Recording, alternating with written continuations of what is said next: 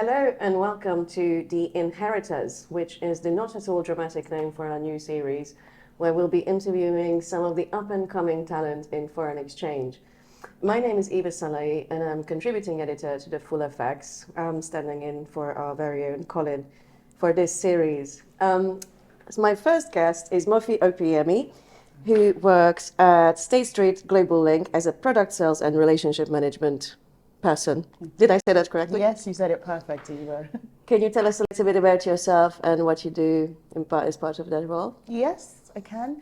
My background is 8 years in FX, 4 years in equity. So the reason why this role was really attractive to me is because, you get to meet so many different clients, and you don't just get to learn about, the person, not that they tell me about their personal lives, but, you get to know them, and, you get to sort of understand the background, the knowledge that they've gathered, but not just in, one department, but across different departments as well. And to be able to do that, like I said, across different departments, across different firms, and across different countries, I think that knowledge is so invaluable to me, and that's what drew me to this role. What I do, like you said, it's product sales and relationship management. So, I manage buy-side clients. And sorry, that's across platforms, right? So the GlobalLink platforms? That's right, yeah, so that's across platform. So GlobalLink comprises of CurrentX, FX Connect, and Trade Nexus as well. So it covers almost like the whole trade life cycle. So yeah, that's what my clients that use that, I go to see them, I tell them something new has come up, this is how it's going to help you with, your strategy and, your workflow. And I hope that they say yes to me at the end of it. And you mentioned relationship, that sort of key element. You've spent 8 years now in FX. Have you seen any kind of changes in the way people interact or the way people handle their foreign exchange relationships? Yeah, I would say that I have seen a lot of change. So I spent 6 years at Morgan. So I've been at GlobalLink for 2 years now. Okay. And I spent 6 years at Morgan Stanley. So I was a trader's assistant there. And that was very much everything's face to face. To build that relationship, it needs, if something goes wrong or you need to go and speak to the trading desk, it has to be face to face. You can't do it over the phone. And then, at 6 years at Morgan Stanley, I took a little break. Now that I've gone back in, it's after COVID, and it's almost as if people don't really want that human interaction as much anymore. So even just calling someone on the phone is weird now, right? Yeah, I feel like it is strange, but because my thinking is before COVID, I just pushed through. And, I think that's part of the job that I have to do. I have to keep knocking on the hearts of my clients until they eventually love me. Love it. That's so interesting. We were actually just talking about this a minute ago, that people just chat to each other electronically nowadays. Yeah. And so does that have an impact on the kind of products that you're looking at? So the kind of services that you provide?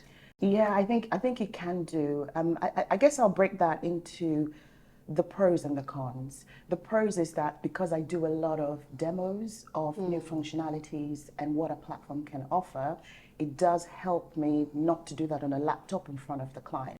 Oh yeah, they always crash and the internet's not working. Always, yeah, exactly. Or the VPN won't let, my VPN won't let me connect to their Wi-Fi. So it can have, cons if I'm with them face to face. So that is a pro, but I think in order to build trust within my role, which I think is so key, right? That has to be done face to face. And like I said, I just keep going. I just keep going. Do you want to see me today? Do you want to see me tomorrow? Hello, I'm here. How about right now? I'm actually outside. But yeah, like I said, it does have pros and cons. And tell me a little bit, please, about the kind of various client types. So you work across, different platforms that have different core client types. Mm-hmm. Is there anything new that people are asking for from you in terms of like you know, they want to talk to you about algos, so you need to know more about the kind of quant side, for example. Or what are the kind of new skills, I guess, you need to service these different type of clients? Yeah, so I would say because, but like I mentioned, they are a lot of them are buy-side clients, and obviously they have an underlying client that they also serve, so they want to do the best for them. So I think the running theme right now is towards data, Yeah. towards automation, and towards interoperability as well. So people want things done in a more efficient way, in a more effective way. It's always been a theme in the past, right, to cut costs, and that is definitely not slowing down. And I think with a lot of with this focus and push towards data, what I am seeing, I guess, in particular, is that you get a lot of TCA providers and liquidity providers, and I think in collaboration with them, I'm starting to see a shift towards, you know, the strict definitions that we have of OMS or EMS. So there's like a blur in the functions of an OMS or what an EMS used to do, at least back in the day when I was in equity. It was very sort of, you know, this is what it did, but now it's so much broader. So, you know, to go back to the question, just to summarize, I think, like I said, there's a lot of push towards data, towards automation. How can we do things more effectively? How can we make things more automated? I think 8 years ago, maybe before I got into FX, I think it probably would be a bit, you know, unheard of, and people moving back from having a trade, you know, put through by the portfolio manager in the OMS, and then someone clicks a button and it just gets straight away executed. And then even post-execution, things get sent out automatically. It's almost as if you don't need to touch that trade. It's just everything, and then it gets automatically reported as well. So it's, there's a huge push towards automation and data. That's so interesting, and data just keeps coming up as one of those areas where people are kind of relying, I guess, that changes relationships as well, right? Because you have more of a quantitative relationship. Is that maybe true? Like people kind of going, well, you know, I said two, so I'm doing this, rather than having that personal one. Yeah, no, I fully agree with that. I think especially some of my clients are very sort of like, if you can't give me, you know, this raw data, or have me, you know, get the information of my, just as an example, hit ratio, if I can't have that, then I don't want to put anything through your platform. Or if you can't give me this, I don't want to put anything through your platform. Just as an example, I went to see a client and we spoke about a functionality, and they were like, I'm not interested unless you can give me, you know, like you said, the quantitative things. You know, that's what I'm interested in, because people just want to see, they want to see figures, they want to see how it's helping them. 100%. And they rely on that as well, right? So when they do their best execution, they have to kind of have that data. Exactly.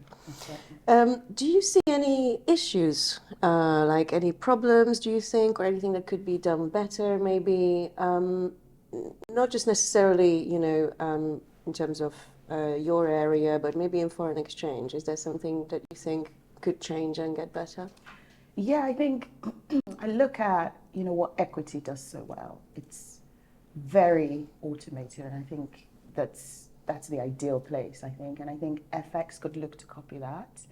I think in terms of automating the life cycle better, especially with options, right? I think the more complex options, I think you can definitely look to copy what equity does with, you know, its life cycle process with, so I think that's something that it could look to do.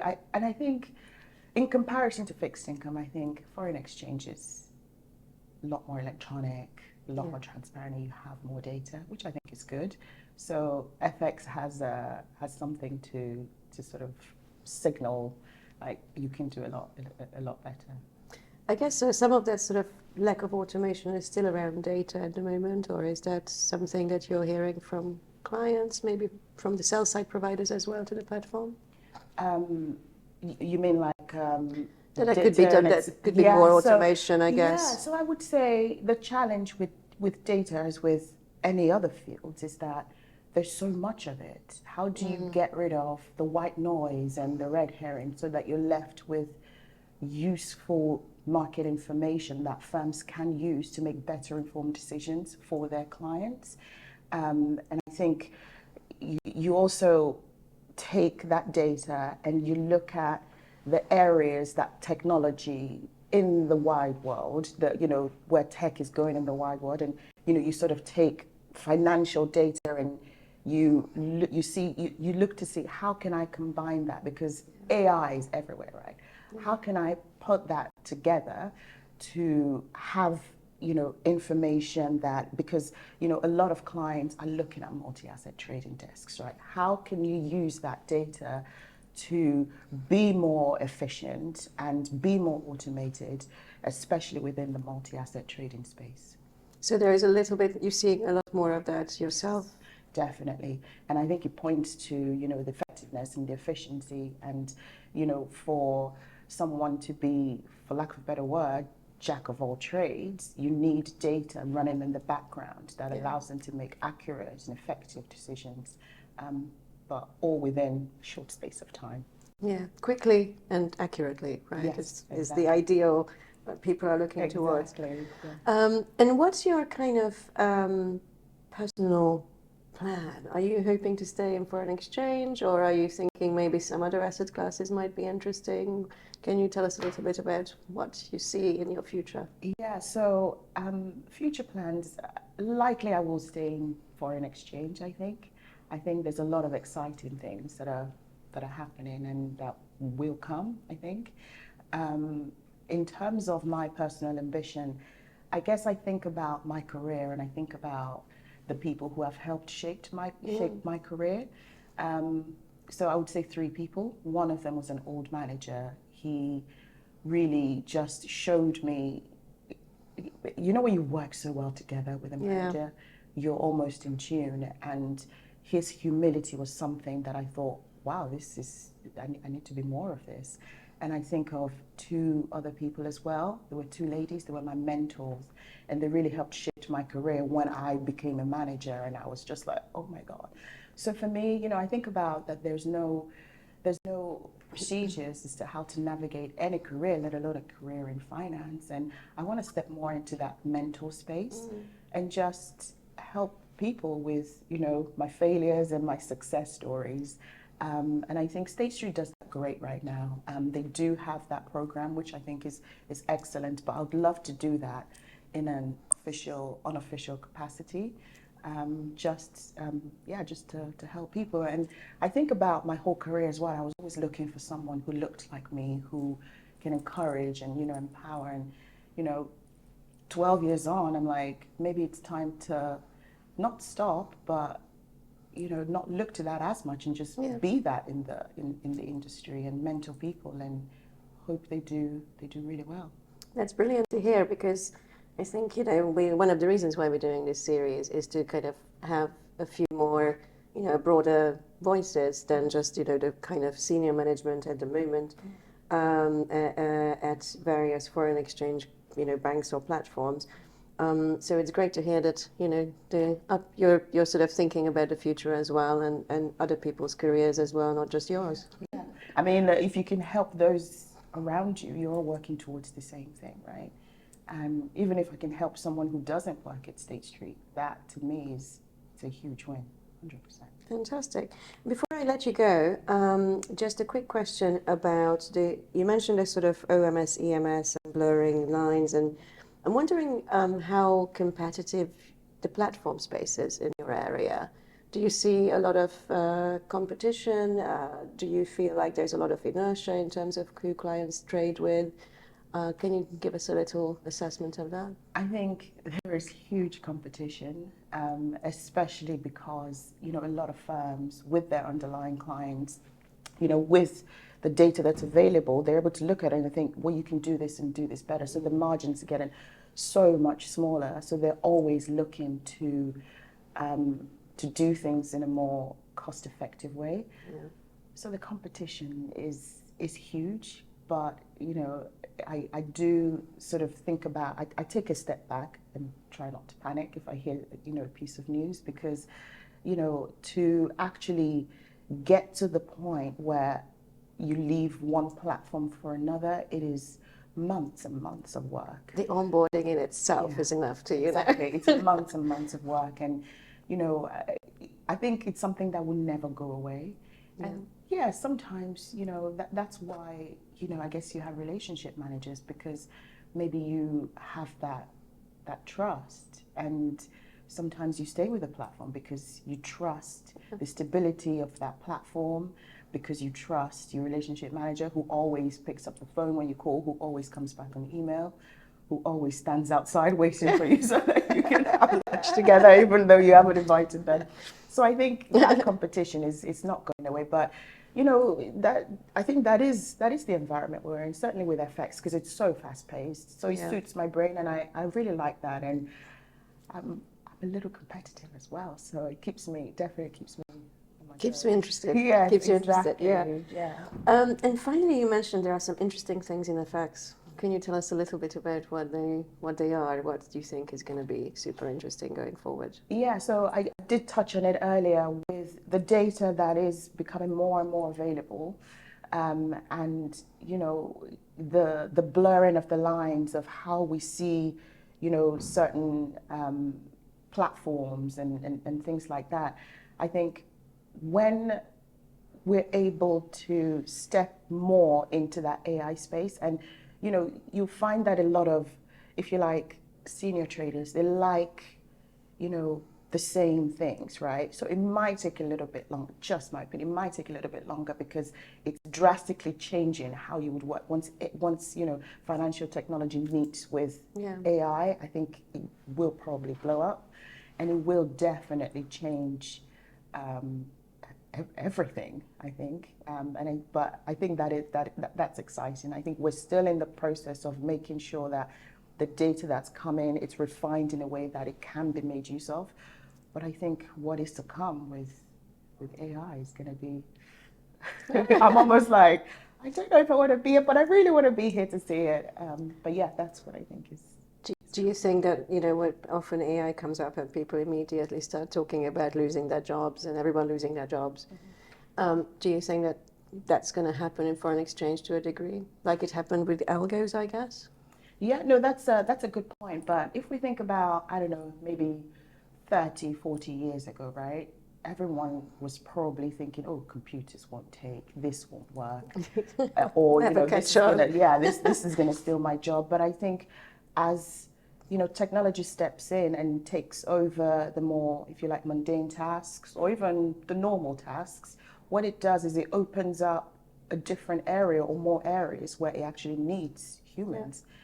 And, you know, will never be not needed, because I think you kind of need humans to control technology and AI. And to have lunch. Yes, exactly. You can't build trust with artificial intelligence. It would never trust you. ChatGPT is rubbish taking me for lunch, you know, it's like none of that. Yeah, exactly. Well, brilliant. Thank you so much. Was there anything that you think you wanted to share or you wanted to touch on? No, this is actually, I think, a great opportunity. And I think one of the questions that you asked me about what is next, I realized that I didn't have to think about it that much, because I'd always wanted, I'm just touching more on the mentoring thing. I think you going through a career or even through life without touching, in a way, someone's, you know, career in a positive way, whereby someone thinks about you and they think, oh wow, this person made such a huge impact. I think that is so important, especially in this industry. And I think, yes, there is more of that, but I really think we could do more. And I'm not going to say, oh, especially male or female. I think we could all do more. But, you know, like I said, State Street is doing that in an official capacity, and that's good to see. But that's something that I would love to see more of in this industry. That's a really good note to finish on. So thank you so much for taking part, and thank you for listening. Thank you, Eva.